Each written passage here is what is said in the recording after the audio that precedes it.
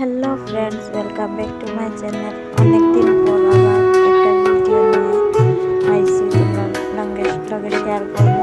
Viva তেমন কিছু না, একজনের বাড়িতে গেছিলাম, তাই ভাবলাম তোমাদের সঙ্গে শেয়ার করি।